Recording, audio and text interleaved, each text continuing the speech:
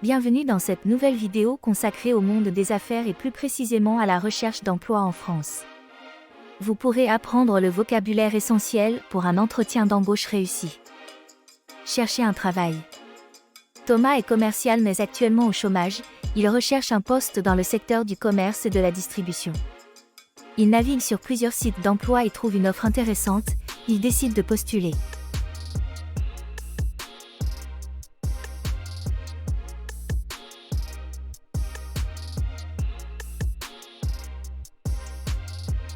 Un commercial. Salesperson. Chômage. Unemployment. Un poste. A position. Site d'emploi. Job site. Offre. Offer. Postuler. To apply.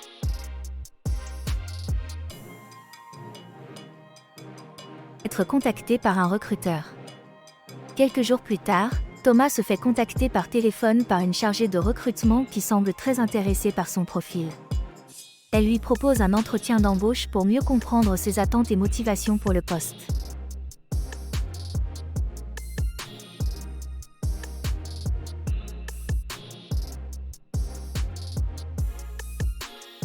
Recruteur. Recruiter. Chargé de recrutement. Recruitment officer. Profil. Profile. Entretien d'embauche. Job interview. Attente. Expectations. Motivation. Motivations.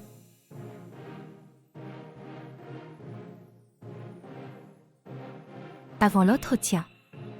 Une fois dans l'entreprise, Thomas est un peu stressé, il s'est habillé en tenue professionnelle et a apporté avec lui son CV.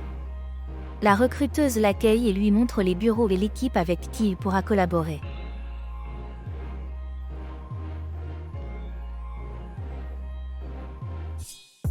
Entreprise. Company. Tenue professionnelle. Business attire. CV. CV. Bureau. Offices. Équipe. Team. Collaborer. To collaborate.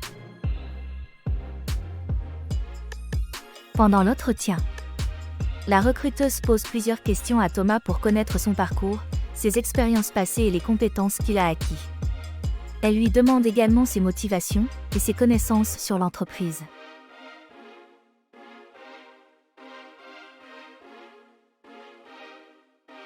À présent, observons ensemble les questions les plus posées par les recruteurs pendant un entretien d'embauche. Quel est votre parcours professionnel ? C'est une des premières questions posées lors d'un entretien. Le recruteur souhaite connaître vos formations, les diplômes et certifications obtenus et l'ensemble des expériences en entreprise que vous avez réalisées précédemment. Quelles sont vos motivations pour ce poste ? Pour répondre à cette question, il est important de bien s'être intéressé à l'offre d'emploi et à ses missions afin d'exprimer au recruteur ce qui vous intéresse et pourquoi vous avez postulé. Quelles sont vos forces et faiblesses ? Cette question est souvent posée. Le recruteur souhaite connaître les compétences que vous avez acquises durant vos précédentes expériences et celles que vous souhaiteriez développer davantage. Que pouvez-vous apporter à l'entreprise ?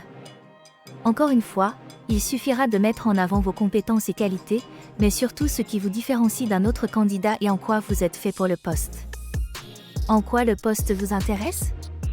Pour répondre à cette question, il est primordial de bien s'être intéressé aux missions proposées par le poste.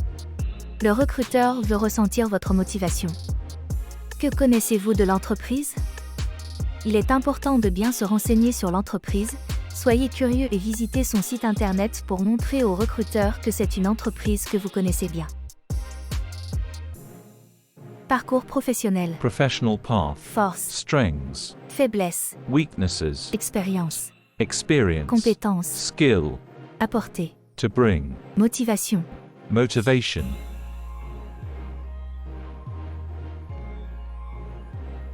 Avant de continuer, si cette vidéo te plaît, n'hésite pas à me le dire en commentaire, à aimer et à t'inscrire à ma chaîne pour ne manquer aucune vidéo. Continuons. Prétention salariale. À la fin de l'entretien, la recruteuse demande à Thomas ses prétentions salariales, c'est-à-dire la rémunération qu'il souhaiterait percevoir. Elle lui propose également une voiture de fonction et des RTT. Liste des avantages sociaux. La rémunération, la gratification, le salaire ou encore la paie font référence à la somme d'argent reçue à la suite d'un travail ou d'une prestation réalisée. Tous les mois, les salariés de l'entreprise reçoivent une rémunération. Il s'agit de leur salaire mensuel. En plus de leur rémunération, les salariés peuvent également bénéficier de primes accordées par l'entreprise en fonction de ses résultats.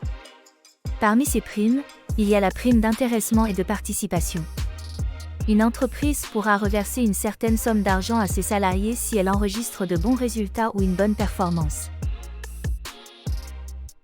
Cet avantage bien connu en France se présente sous forme de carte de paiement prépayée ou de tickets papier. Il s'agit d'un moyen de paiement permettant aux salariés de régler leurs repas en semaine, sauf le dimanche.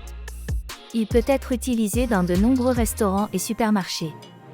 Une partie du montant versé est pris en charge par l'entreprise, ce qui est très avantageux pour l'employé qui ne paie pas à lui seul la totalité de ses dépenses en nourriture. Le plan d'épargne entreprise ou épargne salariale permet aux salariés de se constituer une épargne sous la forme d'un portefeuille de valeurs mobilières, avec l'aide de leur entreprise. Les sommes détenues proviennent des versements volontaires des salariés. L'épargne peut également être alimentée par de nombreuses primes telles que la prime d'intéressement ou de participation versée par l'entreprise en fonction de ses résultats annuels. Les congés payés sont des jours non travaillés durant lesquels les salariés conservent leur rémunération. Chaque salarié a le droit à 5 semaines tous les ans pour s'absenter, prendre des vacances par exemple. Ce sont des jours non travaillés qui sont autorisés par la loi. Tout comme les congés payés, les RTT ou réductions du temps de travail sont des journées ou des demi-journées de repos pour le salarié. Cela s'applique si la durée de travail est supérieure à 35 heures par semaine, dans la limite de 39 heures hebdomadaires. La mutuelle d'entreprise vise à protéger tous les salariés d'une entreprise. Elle couvre tout ou partie des frais de soins médicaux. Un grand nombre d'entreprises proposent à leurs salariés une mutuelle d'entreprise. Une majorité des entreprises françaises remboursent à leurs salariés une partie des frais de transport comme le bus ou le train. Parfois, elles leur prêtent même une voiture de fonction. C'est le cas dans le secteur du commerce par exemple où le salarié a besoin de se déplacer et travailler dans plusieurs zones géographiques. La vidéo d'aujourd'hui est maintenant terminée. Si tu as aimé cette vidéo, n'hésite pas à me le dire en commentaire et à t'abonner. À très vite.